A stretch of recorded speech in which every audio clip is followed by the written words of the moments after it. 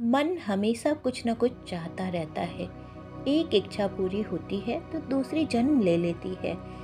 इसी अंतहीन चाह में मन कभी विश्राम नहीं पाता। समस्या इच्छाओं में नहीं, उनसे जुड़ी पकड़ में है। हर चाह के पीछे भागना छोड़ दो, तभी भीतर एक गहरी शांति उतरने लगती है, क्योंकि संतोष पाने से नहीं, छोड़ने से जन्म लेता है।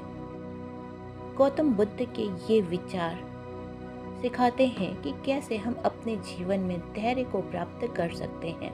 जब एक ऋषि पुत्र ने ध्यान के माध्यम से ब्रह्म को अनुभव किया। उपनिषदों में एक बहुत गहरी कथा आती है ऋषि वरुण और उनके पुत्र भृगु की। ये कहानी बाकी कहानियों से थोड़ी अलग है, क्योंकि इसमें सिर्फ प्रश्न उत्तर नहीं बल्कि एक साधक की पूरी इनर जर्नी दिखाई देती है। आज लोगों को स्पिरिचुअलिटी को सिर्फ इन्फॉर्मेशन समझते हैं। आज लोग आध्यात्मिकता को सिर्फ एक इन्फॉर्मेशन समझते हैं। कोट्स पढ़ लेना, वीडियो देख लेना, तो बातें याद कर लेना। लेकिन उपनिषद कहते हैं कि असली ज्ञान सुनने से नहीं, अनुभव से आता है। भृगु ऋषि वरुण के पुत्र थे। एक दिन उनके भीतर एक गहरा प्रश्न उठा, ब्रह्म क्या है? ये पूरा संसार किससे बना है? जीवन का मूल क्या है? वे अपने माता पिता के पास गए, बोले मुझे ब्रह्म का ज्ञान दीजिए। यही उपनिषद बाकी दुनिया से अलग हो जाता है। यहाँ ज्ञान रेडीमेड नहीं दिया जाता, यहाँ साधक को स्वयं भीतर उतरना पड़ता है। भृगु जंगल में चले गए। उन्होंने ध्यान करना शुरू किया। वे लगातार ये देखने लगे कि जीवन का आधार क्या है। कुछ समय बाद उन्हें लगा कि अन्न यानी भोजन ही ब्रह्म है, क्योंकि शरीर भोजन से बना है, भोजन से जीता है और अंत में भोजन में ही मिल जाता है। वे वापस अपने माता पिता के पास आए और बोले मुझे समझ आ गया, अन्न ही ब्रह्म है।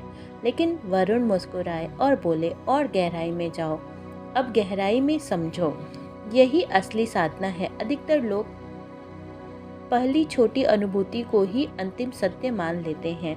थोड़ा ध्यान किया, थोड़ी शांति मिली और लगे कि सब मिल गया। लेकिन उपनिषद कहते हैं चेतना की यात्रा बहुत गहरी है। भृगु फिर ध्यान में बैठे।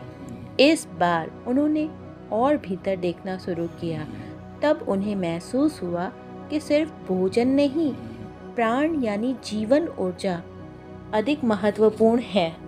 शरीर तो भोजन से बना है, लेकिन जीवित प्राण से है।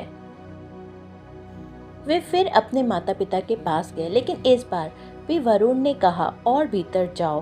भृगु फिर साधना में उतरे। धीरे धीरे उन्होंने महसूस किया कि मन भी बहुत शक्तिशाली है। पूरा जीवन मन के अनुसार चलता है। सुख, दुख, डर, इच्छा, क्रोध सब मन से पैदा हो रहे हैं। उन्हें लगा कि शायद मन ही ब्रह्म है, लेकिन फिर भी यात्रा खत्म नहीं हुई। उपनिषद यहाँ एक बहुत गहरी बात समझाते हैं। शरीर से गहरा प्राण, प्राण से गहरा मन, मन से गहरी बुद्धि, और इन सब के पीछे एक और चीज़ है, शुद्ध चेतना। भृगु लगातार ध्यान करते रहे। धीरे धीरे उनका मन शांत होने लगा, विचार कम होने लगे, इच्छाओं का शोर धीमा होने लगा। फिर एक दिन उन्हें भीतर एक ऐसी शांति महसूस हुई जो किसी कारण पर आधारित नहीं थी। ना कोई इच्छा, ना कोई डर, ना कोई बेचैनी, सिर्फ मौन। तब उन्हें अनुभव हुआ कि आनंद ही ब्रह्म है। उपनिषद इसे आनंदमय कोश कहते हैं, यानी अस्तित्व का सबसे गहरा स्वरूप आनंद है। यही कारण है कि हर इंसान सुख खोज रहा है, कोई पैसे में, कोई रिश्तों में, कोई फेम में। लेकिन बाहर का सुख कुछ समय बाद खत्म हो जाता है, क्योंकि वो असली स्रोत नहीं। सीधी बात यह है कि जिस इंसान को इंसान बाहर खोजता है, जिस आनंद को इंसान बाहर खोजता है, उसका स्रोत भीतर है। आज का इंसान लगातार बाहर भाग रहा है। ज़्यादा पैसे, ज़्यादा कंफर्ट, ज़्यादा वैलिडेशन, ज़्यादा डिस्ट्रैक्शन। लेकिन जितना बाहर भागता है उतना ही भीतर खाली महसूस करता है, क्योंकि मनुष्य की आत्मा बाहरी चीज़ों से पूर्ण नहीं हो सकती।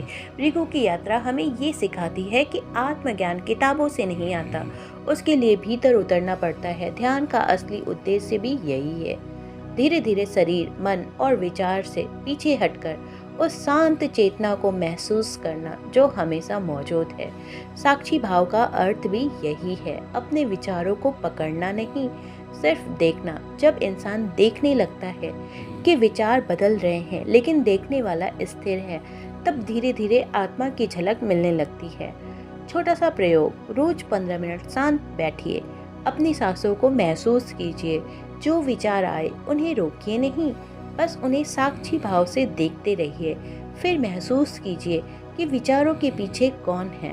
धीरे धीरे भीतर का शोर कम होने लगेगा। भृगु की तरह हर इंसान को अंत में स्वयं ही अनुभव करना पड़ता है, कोई दूसरा तुम्हें अंतिम सत्य नहीं दे सकता।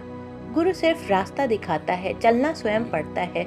जिस दिन इंसान भीतर के मौन को महसूस कर लेता है, उसी दिन उसकी असली खोज पूरी होने लगती है। साथियों, अगर इस वीडियो से आपको कुछ भी नया सीखने को मिला हो या इसकी कोई भी बात आपके दिल को छू गई हो, तो पार्वती एकेडमी को फॉलो और सब्सक्राइब ज़रूर करें।